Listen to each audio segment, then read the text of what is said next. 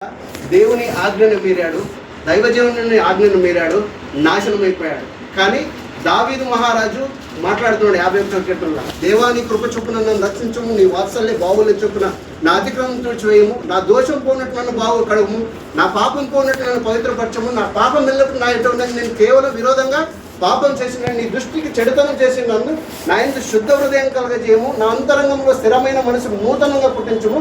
ఒకవేళ నువ్వు నన్ను దీవించావు, నువ్వు నన్ను ఆశీర్వదించావు, నన్ను భద్రపరిచావు, నన్ను ప్రేమించావు, నన్ను క్షమించావు, నువ్వు నన్ను క్షమిస్తే నేను నా తోటి వారిలో, అంటే నాకు కలిసిన వారికి, నా తోబుట్టులు, నా బంధువులను, నాతో ఉన్నవారికి, ఈ సమాజంలో ఉన్న వారిని పాపం చేయకుండా నీ తట్టుకు తీసుకొస్తాను తండ్రి అని చెప్పేసి దావీదు మహారాజు ప్రార్థన చేస్తున్నాడు అక్కడ 51వ కీర్తన. సో దావీదు మహారాజు లాంటి పాప క్షమాపణ కలిగి మనం జీవించదమా, లేదా జజబేలు మహారాణి చేసినటువంటి పాపం ఎలాంటిది? దేవదూషణ చేసింది, దైవదూషణ చేసింది, ప్రవక్తల్ని హింసించింది. అలాంటి జీవితం మనం జీవించుదామా? లేదా అదే టైంలో ఎస్తేరు మహారాణి ఏం చేసింది? తన ప్రజల కొరకు, యూదా ప్రజల కొరకు 3 రోజులు ప్రార్థన చేస్తూ తన ప్రజలను రక్షించుకోవడానికి పాటుపడి ప్రార్థన పరులుగా ఎస్తేరు మహారాణి జీవించింది. ఆ విధంగా ఉందామా? మనం గుర్తు చేసుకోవాలని జ్ఞాపకం చేస్తున్నాను. చివరిగా యేసుక్రీస్తు శిలువ మీద ఉన్నప్పుడు 2 దొంగలు పక్కన నిలబడతారు, అంటే సిలువ వేయబడతారు. సిలువ మొదటి దొంగ యేసుక్రీస్తు దేవుడని తెలిసిన అతను అహంకారం, సిలువ పైన కూడా అహంకారంతోనే మాట్లాడుతున్నాడు. ఏమని మాట్లాడుతున్నావు? నువ్వు దేవుడవే కదా, నువ్వు ప్రభుడవే కదా, ఈ అవస్థ ఎందుకు ఇలా అవస్థ పడుతున్నావు? నిన్ను నువ్వు రక్షించుకొని మమ్మల్ని కూడా రక్షించవచ్చు కదా.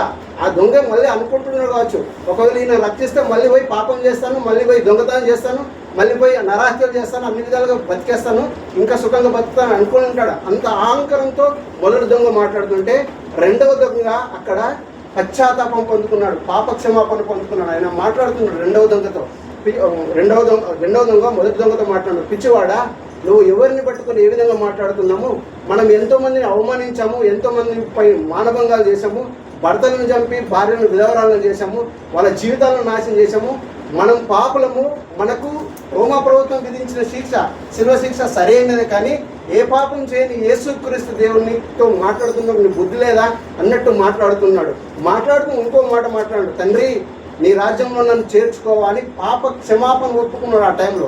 అప్పుడు మొదటి దొంగ మాట్లాడినప్పుడు తండ్రి అయిన దేవుడు ఒక మాట కూడా మాట్లాడలేడు, అతనికి ఆన్సర్ ఇవ్వలేడు. కానీ రెండవ దొంగ మాట్లాడినప్పుడు, నేడు నీవు నాతో కూడా పరదేశంలో ఉంటావని తనకి చెప్పాడు. అంటే ఆ చివరి క్షణంలో పాప క్షమాపణ ఒప్పుకున్నాడు ఆ దొంగ. అతనికి ఆ టైం కలిసి వచ్చింది, ఒప్పుకున్నాడు, అతను క్షమాపణ పొందుకున్నాడు, దేవుని రాజ్యంలో వారసుడయ్యాడు. సో ఏ దినమందు, ఏ క్షణమందు, ఎప్పుడు మనము మరణిస్తామో తెలియదు. ఒక పాట ఉంటుంది, ఏ క్షణమందు మరణించెదమో, యేసుని రాకడ ఏ గడియోనోగా, ఈ దినమే రాక్షణ దినము, ఇక జాగు చేయకుమా.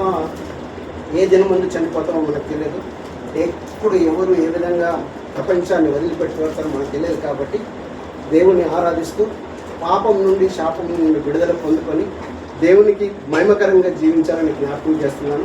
మన పాపములు మనం ఒప్పుకుంటే తండ్రి అయిన దేవుడు ఏమంటున్నాడంటే, ఆయన నమ్మదగిన వాడు. ఎవరు? యేసుక్రీస్తు దేవుడు నమ్మదగిన వాడు, నీతిమంతుడు కనుక ఆయన మనందరి పాపాలను క్షమించి సమస్త దుర్నీతి నుండి మనల్ని పవిత్రులుగా చేస్తానని చెప్పేసి 1 యోహాను 1వ అధ్యాయము 9వ వచనం చెప్తున్నాం. అక్కడ 7వ వచనంకి వచ్చేస్తే, తండ్రి అయిన దేవుడు వెలుగులో ఉన్న ప్రకారం మనం కూడా వెలుగులో ఉండాలి. ఒకవేళ వెలుగులో ఉంటే పరిశుద్ధుడైన దేవుడు ఏం చేస్తున్నాడు? తన రక్తాన్ని ప్రోక్షించి మనందరినీ కడిగి పవిత్రులుగా చేశాడు. సో మనము పరిశుద్ధులుగా జీవించాలి, పాప క్షమాపణను ఒప్పుకోవాలి, ప్రార్థన జీవితాన్ని కలిగి ఉండాలి, ఆజ్ఞను అతిక్రమించకూడదు, అండ్ మేలైనది చేయడానికి పాటుపడాలి.